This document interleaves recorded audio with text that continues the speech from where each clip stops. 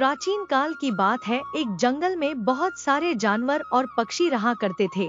उन सभी पक्षियों का राजा एक हंस था जिसे राजपाट से ज्यादा मतलब नहीं था। उसका अधिकांश समय ईश्वर की भक्ति में गुजरता था। राजा के राजपाट में रुचि न लेने से राज्य की सारी व्यवस्था चरमराने लगी थी।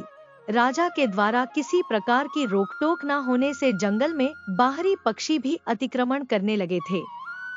इस बात से परेशान होकर सभी मंत्रियों और सेनापतियों ने सभा बुलाई जिसमें कबूतर, उल्लू, तोता, बगुला, मोर, कोयल, चिड़िया आदि पक्षी सम्मिलित हुए।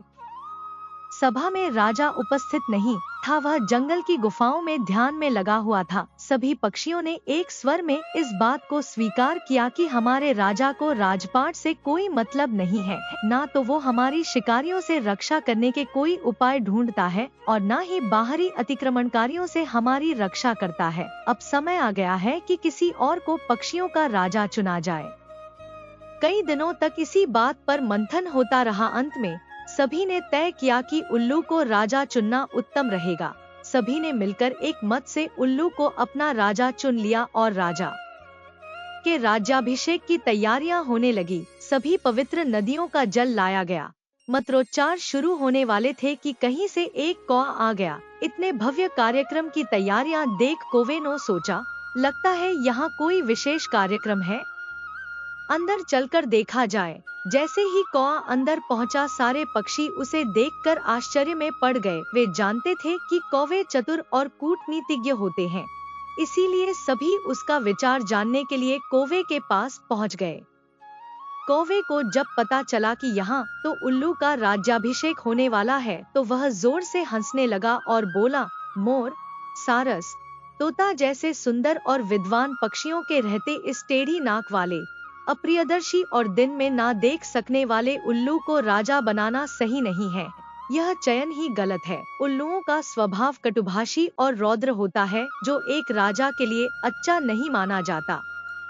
अभी आपका राजा जीवित है और एक राजा के रहते दूसरे का राज्याभिषेक नहीं किया जा सकता, यह शास्त्र संगत नहीं है। जिस प्रकार सूर्य एक ही रहता है, एक से अधिक सूर्य होने पर प्रलय आ जाता है, उसी प्रकार एक से अधिक राजा होने पर भी संसार में विपत्ति आ जाएगी। यदि उल्लू जैसे कायर, कटुभाषी, आलसी और नीच पक्षी को राजा बनाओगे तो विपत्तियां आना स्वाभाविक है।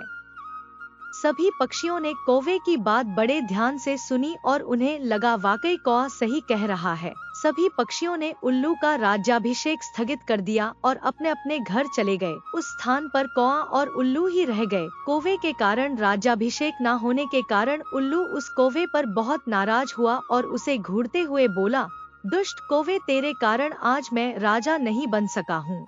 अगर तू ना आता और अपना ज्ञान ना देता तो अब तक मैं राजा बन गया होता। याद रख, मैं अपने इस अपमान का बदला जरूर लूंगा। आज से तेरा और मेरा परंपरागत वंश बैर रहेगा। कौवे को भी लगा उसने बिना कारण उल्लू से बैर मोल ले लिया है। कभी कभी सच्ची बात कह देना और दूसरे के कार्यों में बिना कारण हस्तक्षेप करना भी नुकसानदायक होता है। कौवा वहां से चुपचाप उड़ गया। तभी से कौवों और उल्लुओं का बैर चला आ रहा है। शिक्षा। कौवा और उल्लू की इस कहानी से हमें शिक्षा मिलती है कि कभी भी बिना कारण किसी के मामले में हस्तक्षेप नहीं करना चाहिए।